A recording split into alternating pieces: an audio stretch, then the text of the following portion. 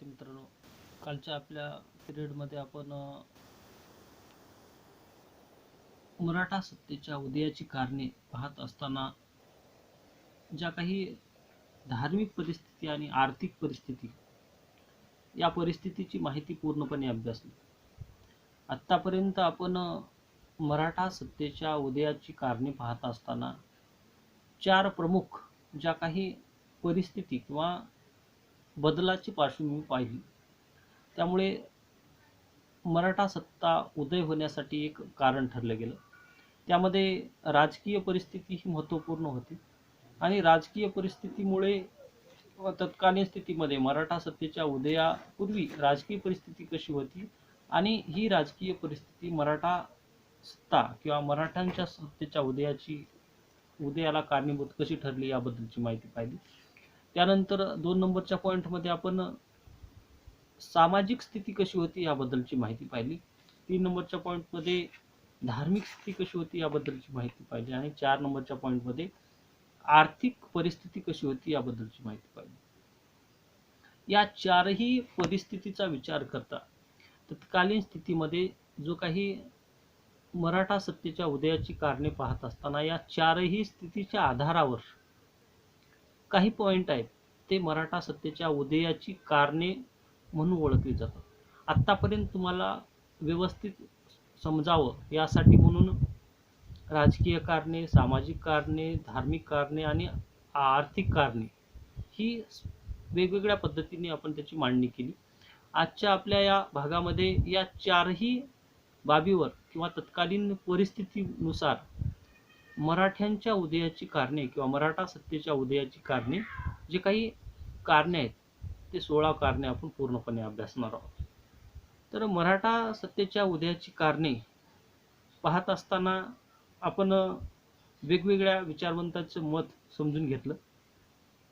त्यामध्ये ग्रँड डप असतील, त्याचबरोबर राजवाडे असतील, सरदेसाई, महादेव गोविंद रानडे, जगन्नाथ सरकार यांनी वेगवेगळे मत मांडलं आणि ज्या मराठी भाषिक किंवा भारतातील विचारवंतांनी मांडलेलं मत म्हणजेच जो काही मराठा सत्तेच्या उदयाचं कारण म्हणजे वैचारिक बैठक होती हे मत महत्त्वपूर्ण मानलं जातं.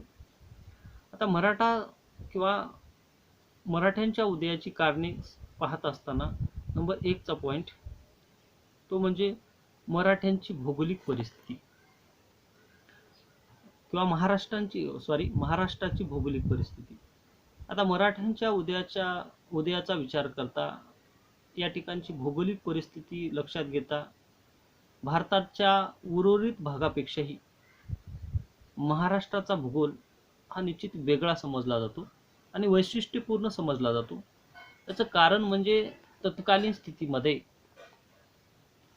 किंवा आजच्या स्थितीमध्ये तत्कालीन स्थितीचा विचार करता नागपूर ते गोवा, आज आपण नागपूर ते गोवा म्हणून ओळखला जातो, या जवळजवळ 500 मैलचा परिसरात भारताच्या दक्षिण पश्चिम भागात पसरलेल्या या प्रदेशाच्या 2 सीमा पर्वतमय भागाने व्यापलेल्या आहेत आणि त्याच पश्चिम किनाऱ्यावर उत्तर दक्षिण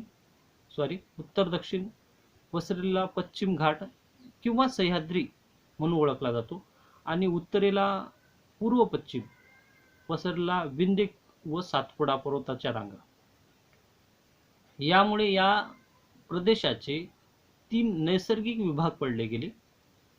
त्यामध्ये नंबर 1 चा विभाग म्हणजे सह्याद्री आणि समुद्र या दरम्यानचा किनारपट्टीचा प्रदेश म्हणजे कोकण आणि नंबर 2 चा होता सह्याद्री पर्वताच्या रांगांनी वेष्टित किंवा आच्छादलेला किंवा सभोवताली असणारा मावळ प्रदेश आणि नंबर 3 होता सह्याद्रीच्या पूर्वेकडील भाग म्हणजे देश. या 3 भागांनी महाराष्ट्राची भौगोलिक परिस्थिती समजून येते आणि या भौगोलिक परिस्थितीचा विचार करता ही भौगोलिक परिस्थिती मराठा सत्तेच्या उदयाची म्हणजेच मुघलांना विरोध करणारी किंवा त्यांचा बंदोबस्त करण्यासाठी एक महत्त्वपूर्ण बाब म्हणजे मराठ्यांच्या उदयाची एक कारण ठरलं गेलं की हे भौगोलिक परिस्थिती एक महत्वपूर्ण बाब ठरली गेली. Number 1चा point. नंबर 2, निसर्ग रचना. आता महाराष्ट्राचा विचार करता सर्व प्रदेश डोंगराळ व पठारी असल्याने त्याला दख्खनचे पठारी म्हटले जातं. आता उत्तुंग डोंगर म्हणजे उंच डोंगर, खोल दऱ्या, घनदाट जंगल आणि खळखळणाऱ्या अशा नद्या येथील नैसर्गिक स्वरूपाचा विचार करता ही भूमी म्हणजेच जे काही विदेशी शत्रू किंवा यवनी आक्रमण मुघल असतील किंवा अन्य असतील, सल्तनत घराणे असेल, सुलतान घराणे यांच्या विरुद्ध मराठ्यांच्या शक्तीने सतत प्रतिकूल परिस्थितीमध्ये त्यांना विरोध करण्याचं काम केलं. पर्वतरांगाच्या कुशीत वसलेले नैसर्गिकरित्या डोंगर असेल त्या ठिकाणी किल्ले बांधले गेले आणि किल्ले हे मराठा शक्तीचे एक शक्तिस्थान म्हणून, मराठ्यांचे एक शक्तिस्थान म्हणून ओळखलं लागलं आणि या ठिकाणाहूनच या शत्रूला म्हणजेच मराठा सत्तेच्या विरुद्ध येणारे जे काही शत्रू होते त्याच्या विरुद्ध आक्रमक भूमिका घेण्याचं काम हे निसर्ग रचनेमुळेच मराठ्यांना शक्य झालं. हा 2 नंबरचा पॉईंट. नंबर 3चा आहे मराठ्यांचे स्वभाव विशेष. आपण भौगोलिक परिस्थिती पाहिली, महाराष्ट्राची निसर्ग रचना पाहिली, त्याचबरोबर या दोनही बाबीवर अवलंबून असणारा जो समाज किंवा या ठिकाणचे लोक म्हणजेच भूगोल व निसर्गाचा प्रभाव ज्या रहिवाशावर किंवा या ठिकाणी राहिलेल्या व्यक्तींवर पडला तो म्हणजे या ठिकाणची लोक. हे लोक म्हणजे डोंगर, घनदाट प्रदेशाच्या अरण्यात लोकांचं जीवन हे कष्टमय आणि एक हालाकीच्या परिस्थितीत गेलं होतं आणि सतत हे संघर्ष करायचे, कारण यांच्यावर वेळोवेळी अनेक विदेशी शत्रू असतील किंवा सत्ता यांच्यावर अधिराज्य गाजवत होते. त्यामुळे त्यांना सवय पडली गेली की त्यांनी अशा कठीण परिस्थितीमध्ये सुद्धा तग धरून राहणारा हा महाराष्ट्रातील सर्व जनता ही मराठ्यांचे मन व शरीर कष्ट आणि जी काही आपत्ती यांनी वेढले गेले होतं आणि त्यांना सवय पडली होती. ते कष्टिक होते आणि त्याच्यामध्ये काटकपणा म्हणजे खंबीरपणा, धाडस, चिकाटीपणा हे गुण त्यांच्यामध्ये होते आणि कितीही मोठे संकट आले तर त्या संकटांना सामोरं जाण्याची क्षमता ही या ठिकाणच्या लोकांमध्ये होती. त्यांच्या जीवनामध्ये ऐशाराम, भोगविलास अशा बाबीला जास्त महत्त्व नव्हतं. तर स्वावलंबन असेल, आत्मनिर्भरता हे स्वभाव वैशिष्ट्य हे मराठ्यांचे होते आणि अशा प्रतिकूल निसर्गामुळे मराठ्यांच्या जीवनविषयक गरजाचं अल्प असल्यामुळे ते आपल्याकडे असणाऱ्या ज्या काही उपलब्ध साधन सामग्रीच्या आधारावर जीवन जगत होते. ज्वारीची भाकरी असेल किंवा जे काही आपल्याकडे उपलब्ध आहे त्याच्यावर उदरनिर्वाह भागवणे, पोशाख सुद्धा साध्या पद्धतीचा आणि सतत युद्धामध्ये व्यस्त असताना मराठा जे काही सैनिक असेल हे वेळोवेळी आपल्या घोड्यावर बसून खांद्यावर जी काही घोंगडी टाकायचं, पाठीवर ढाल, कमरेला तलवार आणि हातात भाला घेऊन सतत युद्धासाठी तत्पर असणारा ही जमात किंवा जो महाराष्ट्रातील जनसमुदाय हा रांगडा आणि साधाभोळा असला तरी अन्यायाला एक विरोध करणारा जी बाब होती ही मराठा सत्तेच्या उदयाचे कारण ठरलं गेलं. भारताच्या वायव्येत राहणाऱ्या अफगाण टोळ्यांना स्वतःच्या प्रभावाखाली आणणे आणि मोगलासारख्या व्यक्ती म्हणजे जे काय मोगल असतील किंवा विदेशी शत्रू असतील यांना वेळोवेळी शह देण्याचं काम तत्कालीन स्थितीमध्ये या समाजानं केलं किंवा या जमातीने केलं. यावरून समजून येतं की मराठ्यांचं स्वभाव वैशिष्ट्य हेही तत्कालीन स्थितीमध्ये मराठा सत्तेच्या उदयाचे कारण ठरलं गेलं. त्याचबरोबर पुढचं कारण 4 नंबरचं समान भाषा व समान साहित्य.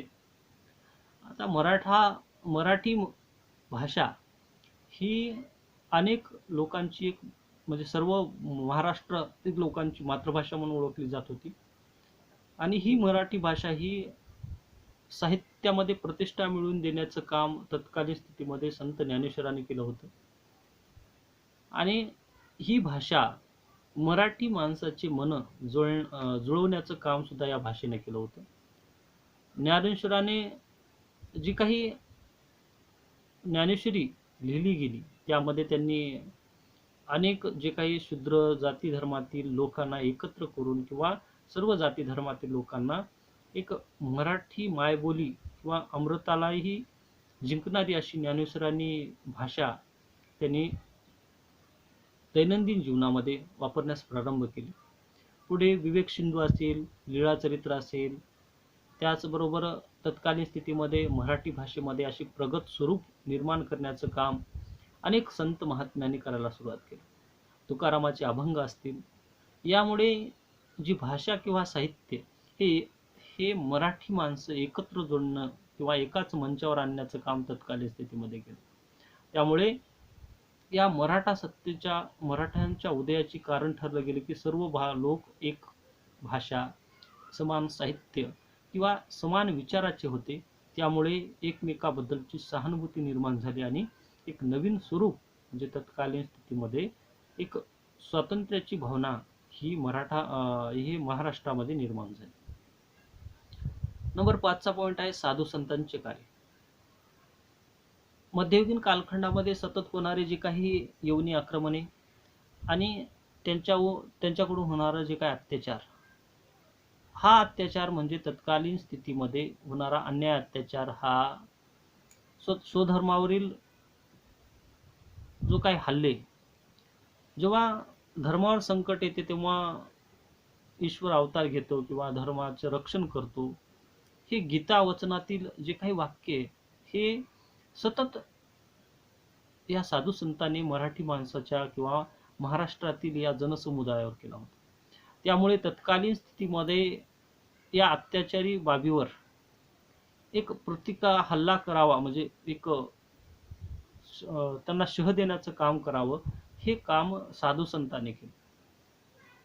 आणि स्वधर्म, संस्कृती अशा विविधांगी बाबी या साधू संतांनी तत्कालीन स्थितीमध्ये महाराष्ट्रातील समाज जो 18 पगड जातीने ओळखला जात होता, विविध जाती धर्मातील, त्याच्यामध्ये एकत्र आणण्याची भूमिका ही साधू संतांची होती. आणि ज्या काही समाजातील अनिष्ट रूढी परंपरा या विरुद्ध सतत बोलण्याचं काम किंवा कृतिशील काम करण्याचं काम तत्कालीन स्थितीतल्या साधू संतांनी केलं. त्यामुळेच सर्व जाती धर्मातील म्हणजेच निरनिराळ्या जाती धर्मातील साधू संत, त्याच्यामध्ये वेगवेगळ्या जाती धर्मातील लोक हे संत भूमिकेमध्ये येण्यास प्रारंभ झाले.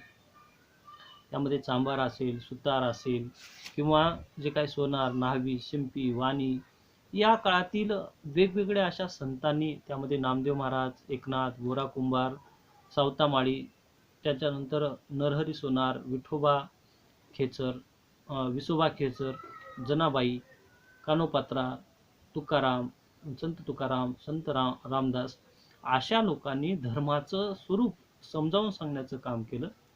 आणि या बाबीमुळेच मोक्ष मार्गाऐवजी आचरण करण्यास सुलभ आणि सोपा मार्ग सांगण्यास सुरुवात केली. त्यामुळे जनसमुदायात एक भावना म्हणजेच स्वधर्माची भावना निर्माण झाली. आणि यातूनच जे काही या साधू संतांच्या विचारानुसार छत्रपती शिवाजी महाराजांनी स्वराज्य निर्मितीच्या कार्यात जी साधू संतांची सामाजिक धार्मिक चळवळ अतिशय उपयुक्त असं बाब म्हणून पुढे येऊ लागली. आणि छत्रपती शिवाजी महाराजांवर सुद्धा लहानपणी ज्या काही साधू संतांच्या आणि पौराणिक कथा ज्या संस्कार पूर्ण होत्या, अशा बाबी त्यांच्या आई म्हणजे मातोश्री जे काही राजमाता जिजाऊ यांनी केल्या होत्या. म्हणून हे मराठ्यांच्या सत्तेच्या उदयाचे कारण ठरलं गेलं. साधू संतांचे कार्य हे सुद्धा मराठा सत्तेच्या उदयाचं कारण ठरलं गेलं. त्यानंतर या मराठा सत्ता उदयास होण्याचं कारण म्हणजे पुढचं जे काही धार्मिक बाबीमध्ये तीर्थक्षेत्राचं योगदान किंवा मराठ्यांची तीर्थक्षेत्र. आता साधू संतांचा त्याग असामान्य म्हणून ओळखला जात होता. आणि अशा स्थितीमध्ये तत्कालीन स्थितीमध्ये जो काही समाज होता, या समाजामध्ये पंढरपूरच्या विठोबाचं निश्चिम उपासक हे सर्व जाती धर्मातील लोक होते. आणि ते दरवर्षी पंढरपूरची जी काही यात्रा असेल किंवा यासाठी वारी करण्यास ते जात होते. त्यामुळे जे काही एकोपा किंवा समूहाची भावना ही तीर्थक्षेत्राच्या माध्यमातून निर्माण झाली. पुढे पंढरपूर असेल, देहू असेल, आळंदी, पैठण, नाशिक, नेवासे या ठिकाणी विठ्ठल व साधू संतांची निगडीत हे स्थान निर्माण झाल्यानंतर यात्रा भरू लागल्या आणि त्यामुळे यात्रेच्या रूपाने महाराष्ट्रभर विखुरलेला जो समाज एकत्र येऊ लागला आणि त्यातूनच पुढे एक सुखदुःखांची किंवा आपल्या सुखदुःख एकमेकांना सांगण्याची पद्धत किंवा मांडण्याची एक स्वरूप किंवा अधिष्ठान हे तीर्थक्षेत्राच्या ठिकाणी आल्यानंतर सांगण्यास प्रारंभ झाला आणि त्या ठिकाणाहूनच मराठा सत्ता किंवा मराठ्यांच्या सत्तेच्या उदयाची कारण ठरलं गेलं. आणि पुढचा पॉईंट आहे नंबर 7, स्वतंत्र ग्राम संघटना. आता प्राचीन काळा म्हणजे मध्ययुगीन कालखंडामध्ये जो काही ग्रामीण भाग होता, या भागामध्ये असणारी जे काही पाटील असेल, कुलकर्णी असतील, यांनी या ठिकाणचा राज्यकारभार करण्यास प्रारंभ केला होता. जे काही विदेशी आक्रमणे होत होती, सत्ता येत होत्या, त्यांना वेळोवेळी सरकारी सारा म्हणजे नियमित कर भरला जात होता. त्यामुळे खेड्यामधली जी सत्ता होती हे स्वतंत्र होती आणि ती सत्ता पूर्णपणे स्वतःच्या हातामध्ये होती. म्हणून सारा किंवा शेतसारा त्यांना पूर्ण दिल्यानंतर, ज्या शासक असेल त्याला दिल्यानंतर त्या ठिकाणचा कारभार करण्याची पद्धत ही ग्राम संघटना किंवा त्या ठिकाणच्या व्यक्तीवर अवलंबून होती. म्हणून ते पूर्णपणे स्वतंत्र होते. त्यांची ही भावना म्हणजेच आपण स्वतंत्र आहोत ही भावना लहानपणापासूनच त्यांच्या मनामध्ये पेरली गेली होती की पारंपरिक जे पाटील असतील, कुलकर्णी असतील, ही त्यांच्याकडे वंश परंपरागत आलेली सत्ता टिकून ठेवण्यासाठी ते प्रयत्न करू लागले. आणि पुढे जी इस्लामी सत्ता जास्त हिंसक पद्धतीने वागत असताना त्यांना मराठा शक्तीचा म्हणजे जे काही उदयाचे कारण हे सुद्धा ठरलं गेलं की जी ग्रामीण भागातली सत्ता पूर्णपणे आपल्या अंतर्गत असावी यासाठी म्हणून त्यांनी प्रयत्न करायला सुरुवात केली. त्यानंतर नंबर 8चा पॉईंट आहे प्राचीन राजघराण्याची वैभवशाली परंपरा. आता महाराष्ट्रामध्ये जी महाराष्ट्राचा विचार करता प्राचीन राजघराण्याची एक वैभवशाली परंपरा होती. त्यामध्ये चालुक्य असतील, शिलाहार, अहिर, यादव हे जे राजघराणे होते ते एकीकडे महाराष्ट्रातच नव्हे तर सर्व भारतामध्ये एक स्वतःची प्रतिमा किंवा स्वतःचं एक स्थान निर्माण करणारे होते. त्यांनी पैठण, कल्याणी, बदामी, देवगिरी अशा ठिकाणी या राजघराण्याची राजधानीचे ठिकाण होते आणि त्यांनी आपल्या शौर्य आणि पराक्रमाच्या बळावर तत्कालीन स्थितीमध्ये एक स्वतःचं साम्राज्य विस्तार घडवून आणला होता. आणि ही बाब प्राचीन काळामध्ये आढळून येते. पैठणी प्राचीन भारतातील सर्वात श्रीमंत अशी बाजारपेठ म्हणून ओळखली जात होती. त्याचबरोबर देवगिरी त्या ठिकाणी दिल्लीच्या सुलतानाने आक्रमण करून जी पूर्ण सत्ता यादव घराण्याची नष्ट केली, त्या ठिकाणची वैभव किंवा वैभवशाली परंपरा हे महाराष्ट्रातील व्यक्तीला माहीत होते. म्हणूनच जे काही राजघराणे यांना शूर पराक्रमी यांचं कर्तबगारपणा या सर्व बाबी तत्कालीन स्थितीमध्ये पूर्वजाकडून आलेल्या त्यांच्या मनामध्ये होत्या. राज्य गेलं पण त्यांची जी काही वैभवशाली परंपरा तशाच पद्धतीने टिकून राहिली होती. म्हणून तो कालखंड हा एक महत्त्वपूर्ण कालखंड म्हणून ओळखला जातो. त्याचबरोबर पुढचा एक पॉईंट आहे तो म्हणजे विजयनगर स्वातंत्र्याची प्रेरणा. महाराष्ट्राची अस्मिता राखण्याचं काम किंवा स्वातंत्र्याची प्रेरणा या विजयनगरच्या साम्राज्याकडून मिळालेली होती. मध्ययुगीन कालखंडामध्ये 1336 मध्ये तुंगभद्रेच्या तीरावर माधवाचार्य त्यांनाच विद्यारण्य स्वामी म्हणून ओळखलं जातं. त्यांच्या प्रेरणेने हरिहर आणि बुक्का या दोन बंधूंनी स्वराज्याची किंवा एका विजयनगर साम्राज्याची स्थापना केली आणि एक स्वतःचा वैभवशाली परंपरा निर्माण केली. संपूर्ण भारतात जे काही विदेशी येवनी सत्ता यांचं अधिराज्य असताना दक्षिण भारतात हे एकमेव हिंदू राज्य म्हणून अस्तित्वात होतं. आणि त्यावेळेस बहामनी ज्या काही सुलतानाच्या राजवटीखाली जेव्हा महाराष्ट्र व्यापला गेला होता, त्यावेळेस हिंदू धर्म, कला, संस्कृती आणि या सर्वांचं एक जतन करण्याचं किंवा त्या ठिकाणी एक साम्राज्य निर्माण करण्याचं काम हे हरिहर आणि बुक्काने केलं होतं. आणि अशा ठिकाणी अनेक हिंदू विद्वान, पंडितांनी राजाश्रय घेतला होता. पण या साम्राज्याच्या अनेक परकीय प्रवाशांनी भेटी दिल्या. या ठिकाणचं वैभव एक वर्णन सुद्धा केलं आहे. इसवी सन 1565 मध्ये आदिलशाही, कुतुबशाही, निजामशाही आणि बरीदशाही या चार बहामनी शासकांनी विजयनगर साम्राज्यावर एकत्रपणे हल्ला केला आणि तालिकोटच्या लढाईमध्ये रामराय यांचा पूर्णपणे पराभव करून महाराष्ट्रातील जे एकमेव हिंदू जे काही राज्य होतं ते पूर्णपणे नष्ट केलं. ह्या भावना किंवा हे जे हिंदू राज्य अगोदर निर्माण झालं होतं, ही भावना मराठ्यांच्या मनावर कायम घर करून बसली होती. आणि जे मरगळलेला किंवा मनाला जी झालर पडलेली होती जे काही महाराष्ट्रातील लोकांना विजयनगरचं वैभवशाली परंपरा मांडल्यानंतर किंवा वैभवशाली परंपरेची आठवण केल्यानंतर पुन्हा एकदा एक नवीन साम्राज्य निर्माण करण्याची महत्त्वाकांक्षा ही मराठ्यांच्या मनामध्ये निर्माण झाली आणि त्यामुळेच मराठा सत्तेच्या उदयाचे कारण ठरलं गेलं. आत्तापर्यंत आपण आजच्या पिरियडमध्ये 9 पॉईंट पूर्णपणे अभ्यासलो. उद्याच्या पिरियडमध्ये जे काही 7 पॉईंट आहेत ते पूर्णपणे अभ्यासणार आहोत आणि त्यानंतर मराठा सत्तेच्या उदयाची कारणे पूर्णपणे संपतील.